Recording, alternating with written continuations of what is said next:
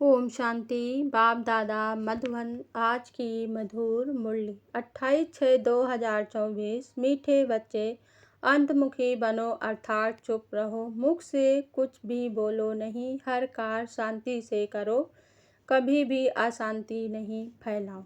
प्रश्न, तुम बच्चों को कंगाल बनाने वाला सबसे बड़ा दुश्मन कौन है? उत्तर, क्रोध। कहा जाता है जहाँ क्रोध है वहाँ पानी के मटके भी सूख जाते हैं। भारत का मटका जो हीरे जवाहरों से भरा हुआ था वह इस भूत के कारण खाली हो गया है। इन भूतों ने ही तुमको कंगाल बनाया है।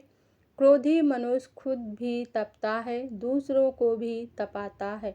इसलिए अब इस भूत को अंतमुखी बन निकालो। ओम शांति। बाप बच्चों को समझाते हैं, मीठे बच्चे अंतमुखी बनो। अंतमुखता अर्थात कुछ भी बोलो नहीं, अपने को आत्मा समझ बाप को याद करो। यह बाप बैठ शिक्षा देते हैं बच्चों को, और कुछ भी बोलने का इसमें है नहीं, सिर्फ समझानी दी जाती है। गृहस्थ व्यवहार में ऐसे रहना है, यह है मन मना भाव, मुझे याद करो।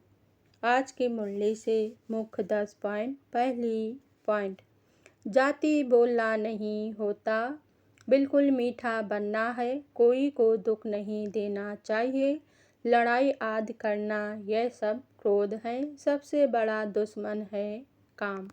दूसरी पॉइंट, यह बहुत नुकसान कार है, विनाश भी क्रोध से ही होता है। घर घर में जहाँ क्रोध होता है वहाँ अशांति बहुत रहती है। तीसरी पॉइंट, बाप बच्चों को याद की यात्रा सिखलाते हैं, परंतु बच्चे इसमें मूझते बहुत हैं, समझते नहीं हैं, क्योंकि भक्ति बहुत की है ना।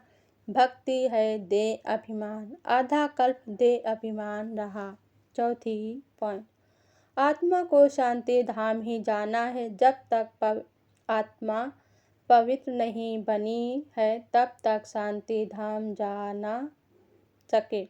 ऋषि मुनि आदि सब कहते हैं शांति कैसे मिले।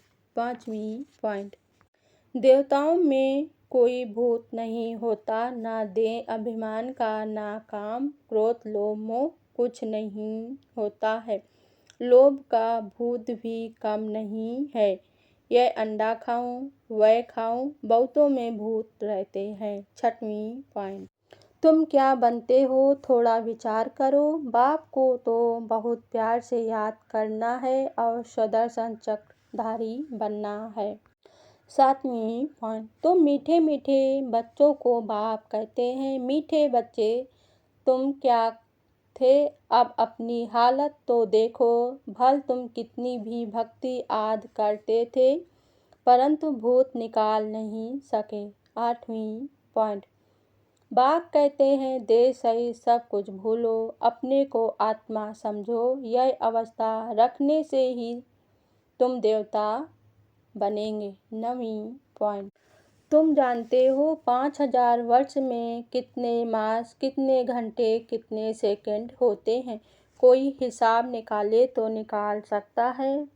फिर यह जो झाड़ है उसमें भी यह लिख देंगे कि कल्प में इतने वर्ष, इतने मास, इतने दिन, इतने घंटे, इतने सेकंड होते हैं। 10वीं पॉइंट, शांति में रहो तो कभी क्रोध नहीं आएगा। बाप जो शिक्षा देते हैं उस पर अमल करना चाहिए।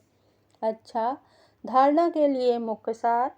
पहली पॉइंट, अपने आप से पूछना है हमारे में कोई भी भूत तो नहीं है, आंखें क्रिमिनल तो नहीं होती हैं, जोर से बोलने व अशांति फैलाने का संस्कार तो नहीं है, लोभ मोह का विकार सताता तो नहीं है। दूसरी पॉइंट, किसी भी देहधारी से दिल नहीं लगाना है, देह सहित सब कुछ भूल याद की यात्रा से स्वयं में रूहानी बल भरना है। एक बार भूतों को भगाकर आधा कल्प के लिए छुटकारा पाना है। वरदान आज बाबा ने दिया, ईश्वरी विधान को समझ विधि से सिद्धि प्राप्त करने वाले फर्स्ट डिवीजन के अधिकारी भव। स्पष्टीकरण। एक कदम की हिम्मत तो कदमों की मदद। ड्रामा में इस विधान की विधि नूंधी हुई है। अगर यह विधि विधान में नहीं होती तो सभी विश्व के पहले राजा बन जाते।